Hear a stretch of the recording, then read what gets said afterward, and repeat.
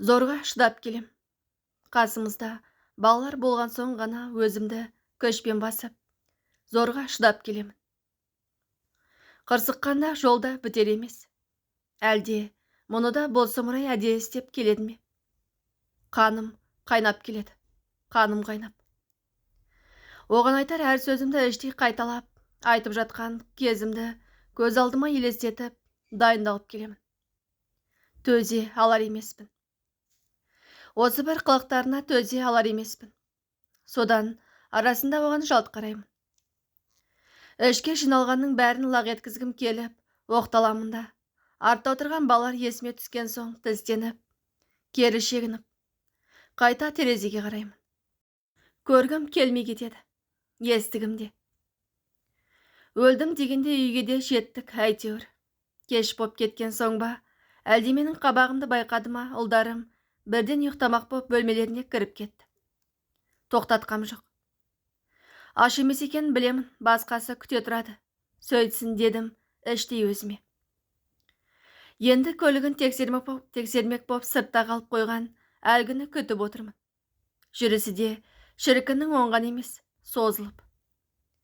Ол келемін дегенше бара салғаным мың есе артық. Сол себепті аулаға өзім шықтым. Баяғы сол жолға шығатын көлігін сипалап жүр екен. Басқа не бітіруші еді ол. Жетіп бардым қасына.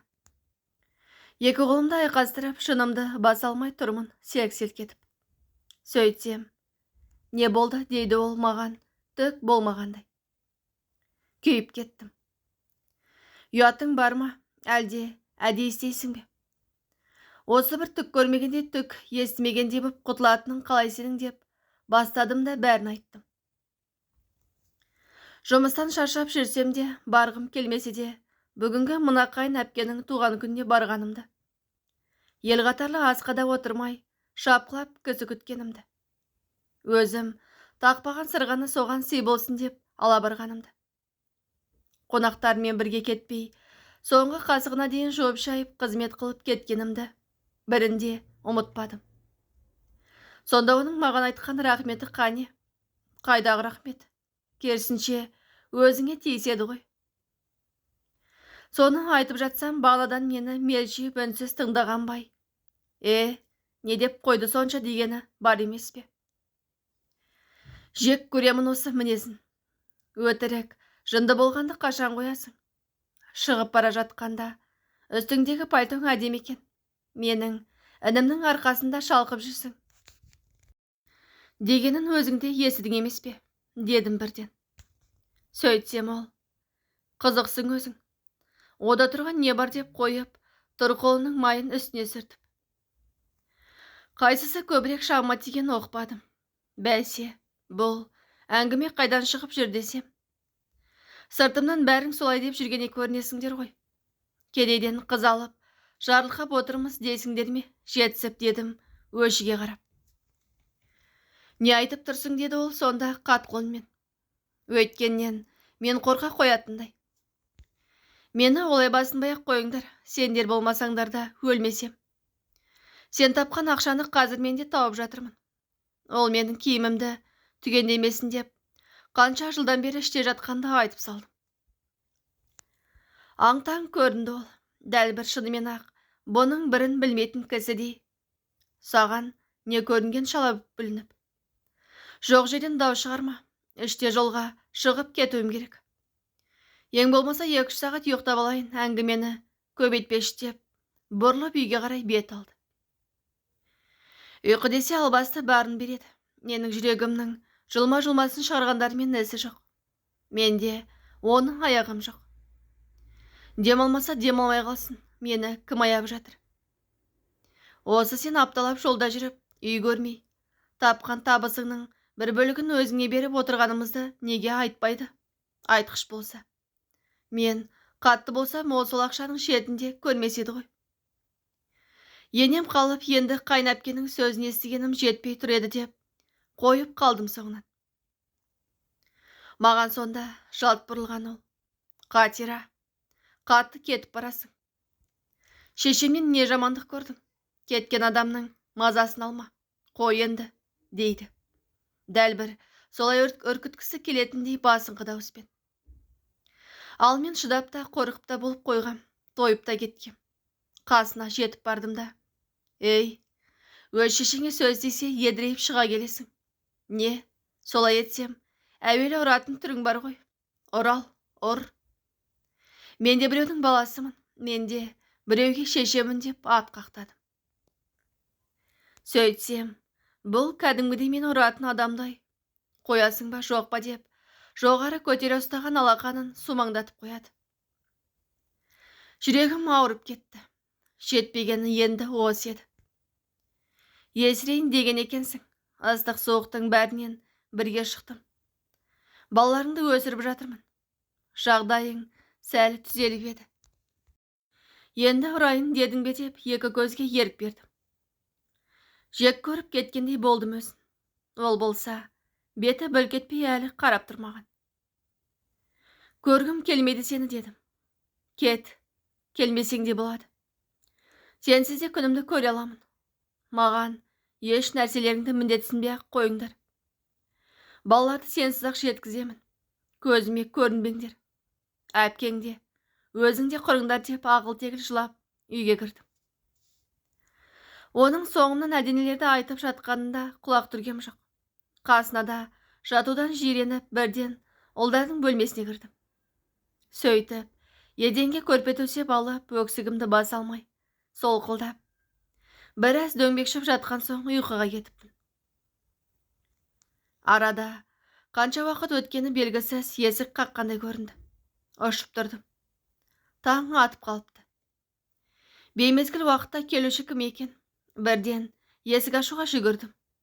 Аштым. Қарсы алдымда бір қора адам тұр.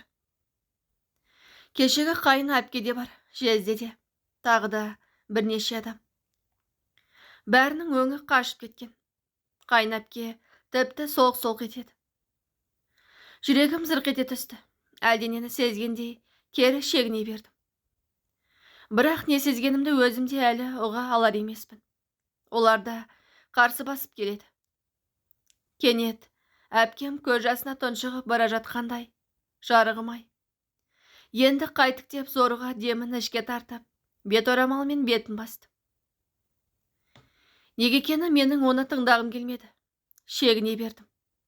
Әлгі жомартта төсегіне жабысып қалғандай бері шығар емес. Тірі болса ендігі оянуы керек еді ғой. Бір кезде әлгілердің ортасында қалып қойғанымды ұқтым. Бірі арқамнан қағып, бірі бетімді сипап жатыр. «Бекем бол айналайын. Балаларың үшін ең болмаса сен мықты бол» дейді тағы бірі. Осы кезде әлдебіреу тас төбемнен бір қойғандай көрінді. Бәрін шетке жұлқып итеріп тастадым. Бірі қайта қол созып еді, онысын қағып жатып: «Жоламаңдар, келмеңдер» деп айқай салдым да олардың біраз шегінгенін көрісімен бөлмеме жүгіріп кіріп, есікті іштен іліп алдым. Сөйттім де кері қарауға жүрексініп біраз тұрған соң жаймен бұрылып бос төсекке қарадым. Жоқ, кетіп қалған екен. Ешкім жоқ. Жалғызбын. Сол сәтте ақ тұрған жерімде қос тізеге жығылдым. «Алла» дедім бірден. Көзімді көкке көтеріп, бөлме ішінде тізерлеп жүріп: «Алтыным, мейірімді, рақымы мол, қайырымды жақсы алам, жалынайын, жалбарынайын. Қаласаң құлың болып кетейін, тек өлтіре көрмеші» деп жалындым. Ұқтым. Артық кеткенімді, жаратушым берген бағыңды бағаламағанымды, иттік жасағанымды ұқтым. Кешіре көрші алтыным, бірақ рет кешіре көрші. Бір жолға ашуыңды берші, айырмашы деп кешірім сұрадым. Ұмытпаймын. Осы бір қатемді кешірсең кешірімді жақсы алам. Бір ғана рет көз жұма қарасаң енді еш уақытта көпірлік етпеуге ант етемін деп сендірдім. Одан да өзге көп нәрсе айттым.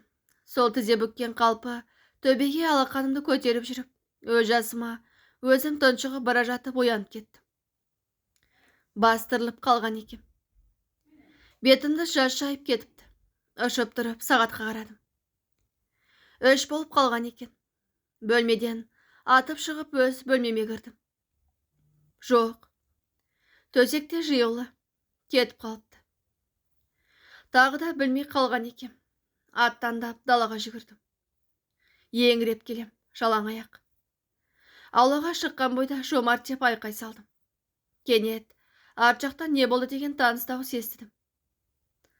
Ала дамбалын киген Жомартым қиралаңдай әжетханадан шығып келеді екен. Тоқтамадым. Алып ұшып қасына жеттім де мойнынан қапсыра құшақтадым. Еңкілдеп тұрмын. Сора боп. Оның не боп қалды? Біреу қоңырау соқты ма? Тыныштық па деді. Онымнан шошынған ол. Мен жай ғана басымды шайқай бердім. Адамдар, жанымызда жүргендердің қадірін өлгенге дейін білейікші. Бар кезінде керегін көрейікші. Өкініш боп кетпесін.